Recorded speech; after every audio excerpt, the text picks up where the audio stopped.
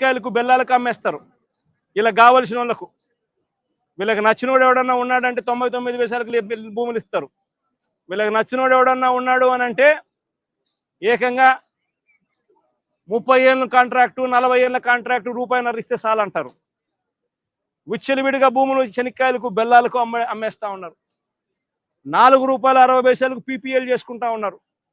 2 రూపాయల 49 పైసలకు మేము ఆ రోజుల్లో పీపీఎల్ చేసుకుంటే నానా యాగి చేసిన ఇదే పెద్ద మనుషులు. అంత విచ్చలవిడిగా కరప్షన్ ఒక వైపున జరుగుతూ ఉంది. మరోవైపున సూపర్ 6 సూపర్ 7లు గాలికి ఎగిరిపోయాయి. ప్రతిదీ కూడా మోసమని తేలిపోయింది. వ్యవస్థలన్నీ కూడా పూర్తిగా నీరుగారిపోయిన పరిస్థితులు కనిపిస్తూ ఉన్నాయి. ఏ మనిషి కూడా సంతోషంగా లేని పరిస్థితుల్లో చంద్రబాబు ప్రభుత్వంలో కనిపిస్తూ ఉంటే ఈ మనుషుల తరపున ఈ ప్రజల తరపున ఏ గొంతు వినపడకూడదు అని చెప్పి ఏకంగా ఈ పెద్ద మనిషి పిన్నెల్లి రామకృష్ణారెడ్డిని జైల్లో పడేసినాడు. 4 సార్లు ఎమ్మెల్యే. దళిత మాజీ ఎంపీ నందిగాం సురేష్ను 190 రోజులు జైల్లో పెట్టినాడు. ఈయన దళిత మాజీ ఎంపీ. మాజీ మంత్రి జోగి రమేష్ కొడుకును రాజీవ్ అనేవాడిని ఆయనను జైల్లో పెట్టినాడు కేసులు పెట్టి. వల్లభనేని వంశీని ఒక కేసు అయిపోయిన తర్వాత మరో ఒక కేసు చిత్రహింసలు పెడుతూ జైల్లో పెట్టారు ఈ పెద్ద మనిషి. ఎంపీ మిథున్ రెడ్డిని కేవలం పెద్దిరెడ్డి రామచంద్రారెడ్డి చంద్రబాబు నాయుడును ఆయన కాలేజ్ టైంలో ఈయన ఇద్దరు కాలేజీలలో స్టూడెంట్గా ఉన్నప్పుడు ఇద్దరు కలిసి చదువుకున్నారని, ఆ కలిసి చదువుకున్నప్పుడు పెద్దిరెడ్డి రామచంద్రారెడ్డి చంద్రబాబు నాయుడు చెప్పుతో కొట్టినాడు అని చెప్పి. అంతే. పెద్దిరెడ్డి రామచంద్రారెడ్డి చిన్నప్పుడు చేసిన ఆ చిన్న గొడవ చంద్రబాబు నాయుడు మనసులో ఎంతగా నాటుకొని పోయింది అంటే ఏకంగా పెద్దిరెడ్డి రామచంద్రారెడ్డి కొడుకును ఎట్ట తిరిగి జైల్లో పెట్టాలా, పెద్దిరెడ్డి రామచంద్రారెడ్డికి మనక్షోభ కలిగించాలా అని ఎంత సేడిస్టిక్గా ఆయన వ్యవహరిస్తూ ఉన్నాడు అని చెప్పడానికి ఇదొక నిదర్శనం. కాలేజీ టైంలలో గొడవలు జరుగుతూ ఉంటాయి, కొట్టుకుంటూ ఉంటారు. పిల్లోళ్ళన్నా కొట్టుకోకుండా ఉంటారా? పిల్లోళ్ళన్నప్పుడు చంద్రబాబు నాయుడు ఉడుకు రక్తంలో ఉంటాడు, మా పెద్దిరెడ్డి రామచంద్రారెడ్డి అన్న ఉడుకు రక్తంలోనే ఉండింటాడు. తపానాలు పీకింటాడు. ఏం తప్పే ఉంది? ఆ టైంలో జరిగింటాయి. ఆ జరిగిందాన్ని గుర్తుపెట్టుకొని సేడిజంగా ఇన్ని సంవత్సరాల తర్వాత కూడా ఆయన కొడుకును కూడా జైల్లో పెట్టించాలని చెప్పి ఇంతగా తాపత్రయపడతా ఉన్నాడంటే చంద్రబాబు నాయుడు. ఈయన మనిషిలోని విషం, ఈ మనిషిలోని రాక్షసత్వం ఎంతగా ఉంది అని చెప్పడానికి ఇదొక నిదర్శనం. మరొకరు చెవిరెడ్డి భాస్కర్ రెడ్డి. పాపం చెవిరెడ్డి భాస్కర్ రెడ్డి ఏం తప్పు చేసినాడో నాకైతే తెలియదు. కేవలం ఆయన చంద్రగిరి కాన్స్టిట్యున్సీకి ఎమ్మెల్యే కావడం. ఇదే చంద్రగిరి కాన్స్టిట్యున్సీ చంద్రబాబు నాయుడు సొంత కాన్స్టిట్యున్సీ. ఇదే చంద్రబాబు నాయుడు సొంత కాన్స్టిట్యున్సీ చంద్రగిరిలో 1983లో 1978లో ఆయన కాంగ్రెస్ పార్టీలో మంత్రిగా ఉండి పోటీ చేసి 17,000తో ఓడిపోయినాడు చంద్రగిరి కాన్స్టిట్యున్సీలో 1983లో. ఆ తర్వాత ఆయన ఓడిపోయి మళ్ళా వాళ్ళ మామూలు కాళ్ళు పట్టుకొని గడ్డం పట్టుకొని మళ్ళా 1989లో తెలుగుదేశం పార్టీలో చేరి అక్కడ రాజ్యమేలి కుప్పం అనే నియోజకవర్గాన్ని, బీసీలు అధికంగా ఉన్న కుప్పం అనే నియోజకవర్గంలోకి వెళ్ళి పోటీ చేస్తా ఉన్నాడు. ఈ చంద్రగిరి నియోజకవర్గం ఆయన చేతుల్లో నుంచి వెళ్ళిపోయింది అని, ఈ చంద్రగిరి అనే నియోజకవర్గం ఆయన సొంత ఊరుంది కాబట్టి అక్కడ ప్రజలు చంద్రబాబు నాయుడు ఓడించినారు అని బాధ తట్టుకోలేక భాస్కర్ను వేధించి జైల్లో పెట్టించే కార్యక్రమాలు చేస్తా ఉన్నాడు. చివరికి భాస్కర్ ఒకడే కాదంట, భాస్కర్ కొడుకు మొన్న కంటెస్ట్ చేసినాడు. పాపం లండన్ నుంచి వచ్చినాడు పాపం ఆ పిల్లోడు కూడా మొన్న కంటెస్ట్ చేసినాడు. ఆ పిల్లోని కూడా కేసులో పెట్టారు. ఇదే పెద్ద మనిషి చంద్రబాబు నాయుడు కొడాలి నానిని, పేర్ని నాని భార్యను కూడా చివరికి అని కూడా చూడకుండా ఆమెను కూడా కేసులో పెట్టాలని చిత్రహింసలే. అనిల్ కుమార్ యాదవ్ ఇక్కడ జిల్లాలో మీ అందరికీ పరిచయస్తుడైన బీసీ నాయకుడు, మంత్రిగా ఎదిగిన వ్యక్తి, యువకుడు, ఇలాంటి వ్యక్తిని కూడా దొంగ కేసుల్లో ఇరికిచ్చాలని చెప్పి ఏకంగా ప్రయత్నం చేస్తే ఆ కేసులో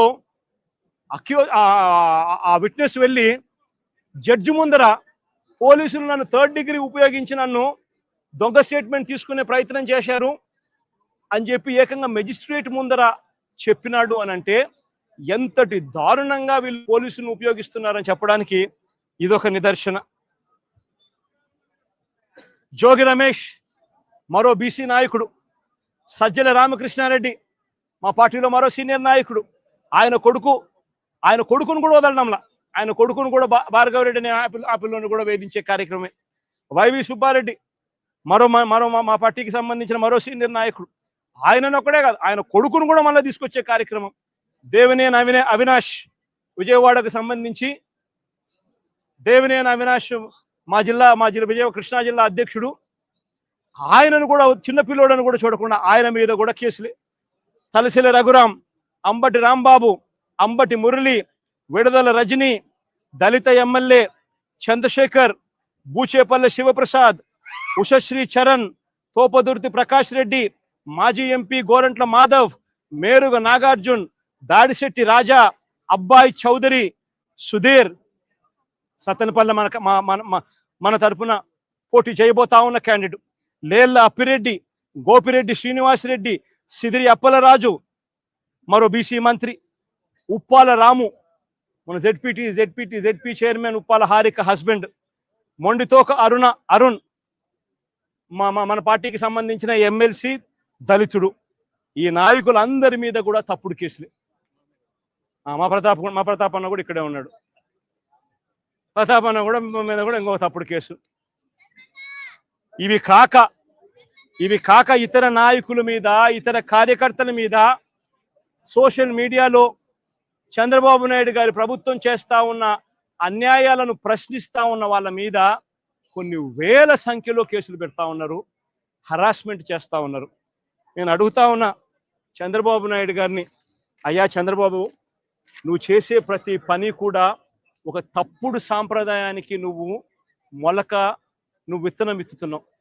ఇదే విత్తనం రేపొద్దున వృక్షం అవుతుంది. నువ్వు ఏదైతే ఇత్తుతావో అదే పండుతుంది. రేపొద్దున ఎల్లకాలం నీ ప్రభుత్వమే ఉండదు. రేపొద్దున కన్ను మూసుకొని కన్ను తెరిచేసరికి మరో 3 సంవత్సరాలు అయిపోతుంది. 3 సంవత్సరాలు అయిపోతే ఆ తర్వాత వచ్చేది మా ప్రభుత్వం. మా ప్రభుత్వం వచ్చిన తర్వాత ఇదే చంద్రబాబు నాయుడు గారి అడుగులకు మడుగులెత్తిన ఈ పోలీస్ అధికారులకు ఎవరెవరైతే అన్యాయాలు చేశారో, ఎవరెవరైతే తప్పుడు పనులు చేశారో వాళ్ళందరిది కూడా లెక్క జమా తీస్తాం. వాళ్ళందరినీ కూడా చట్టం ముందర నిలబెడతాం. వాళ్ళందరినీ కూడా ఏదైతే మీరు విత్తనం విత్తారో అదే రేపొద్దున రెండింతలై మీకు తిరగబడితే మీ పరిస్థితి ఎలా ఉంటుందో మీ అందరికీ కూడా రేపొద్దున అర్థమయ్యేట్టుగా కూడా ఖచ్చితంగా రాబోయే రోజుల్లో జరుగుతుంది. ఇప్పటికైనా మేలుకో చంద్రబాబు అని చెప్తున్నా. ఇప్పటికైనా చంద్రబాబు తెలుసుకో అని చెప్తా ఉన్నా. ఇప్పటికైనా మీ నైజాన్ని, మీ వైఖరిని మార్చుకో అని చెప్తా ఉన్నా. అలా చెయ్యకపోతే మాత్రం రేపొద్దున జరిగే పరిణామాలకు మాత్రం ఖచ్చితంగా బాధ్యత మీరే వహించవలసి వస్తుంది చంద్రబాబు నాయుడు గారిని. ఆయనకు అడుగులకు మడుగులు ఎత్తే ఈ అవినీతి అధికారులను వీళ్ళందరినీ కూడా హెచ్చరిస్తా ఉన్నా.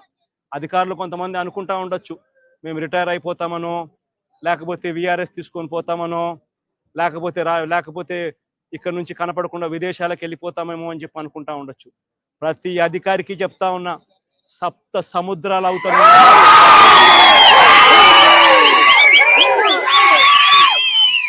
సప్త సముద్రాలు అవుతానున్నా చెప్తా ఉన్నా.